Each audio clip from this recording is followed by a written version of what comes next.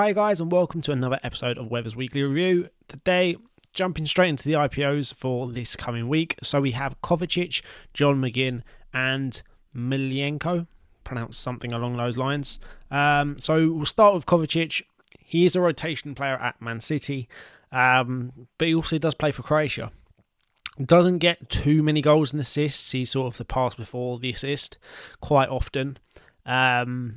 So judging where the market is right now, I don't see him selling particularly many. I think you could pick him up with like 5k supply, which could end up being quite good, to be honest, because even though he's not seen as like a attacking midfielder, when he does play for City, I could see him doing a bit what Gundogan does, because Gundogan was never that guy that was, the attacking mid or, get goals and assists. But then all of a sudden he'd go through, Man City play so many games. At some point he got a run in the team and got goals and assists, and it all sort of fell into place with him.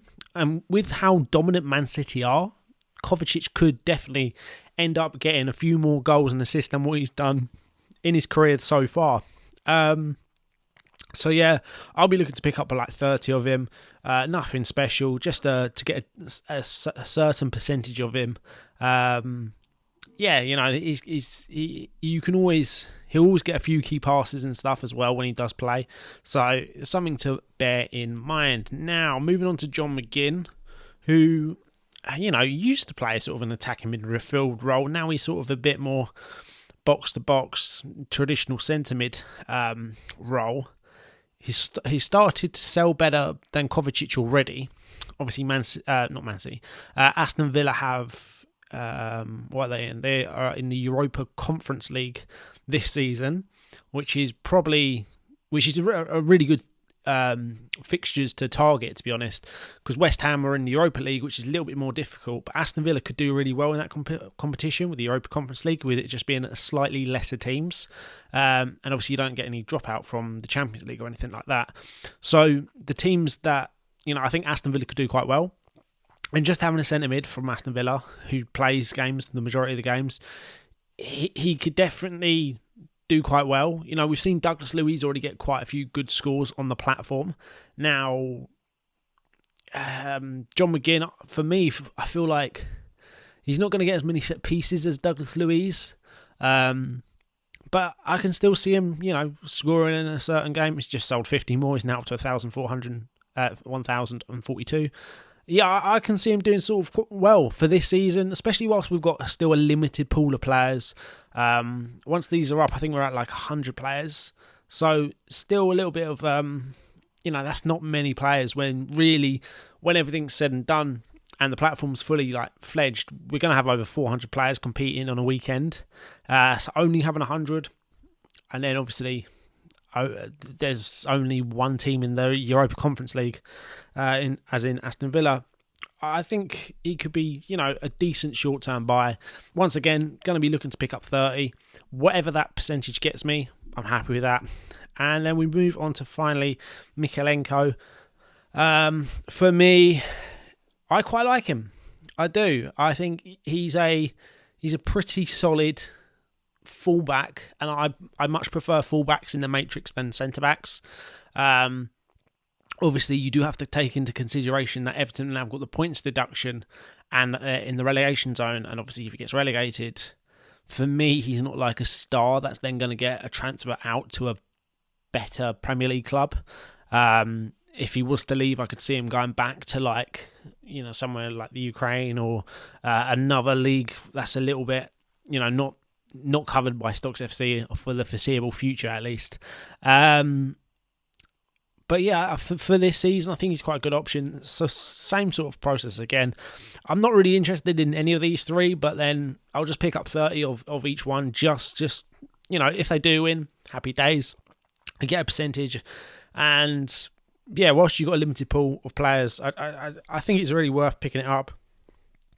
Milienko, for example, at Everton we have Tarkowski that he'll be competing against, but for me, as long as Tarkowski doesn't score, I think Milienko will outscore him just on the matrix alone most of those times. So let's look at the IPOs that came on last week and where they finished up.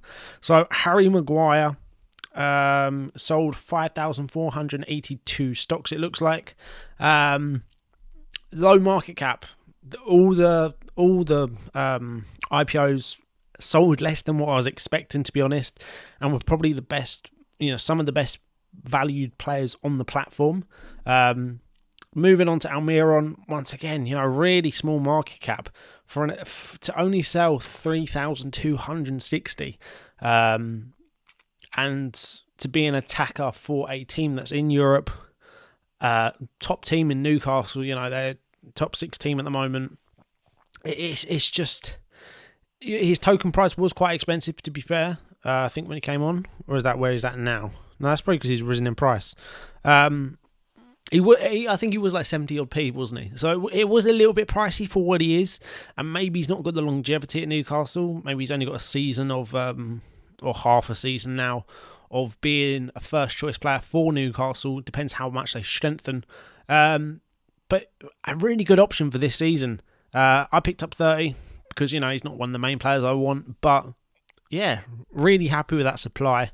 And just on the in-plays, he's going to be really good. And then moving on to João Pedro, who I went a bit more heavy on because I just like him long term.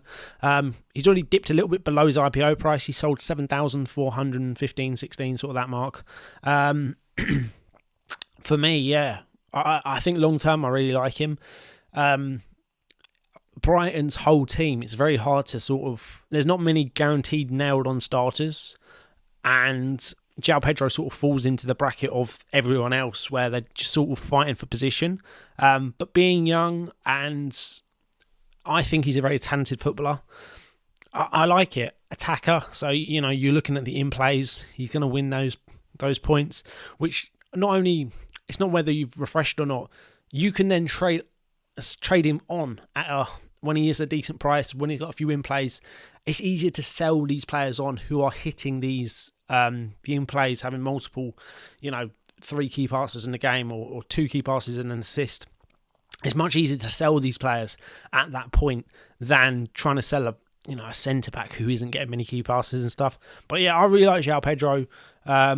I'll probably be looking to top up more as time goes on, because at that price and that supply for a player of his age and of his ability/potential, I really like it.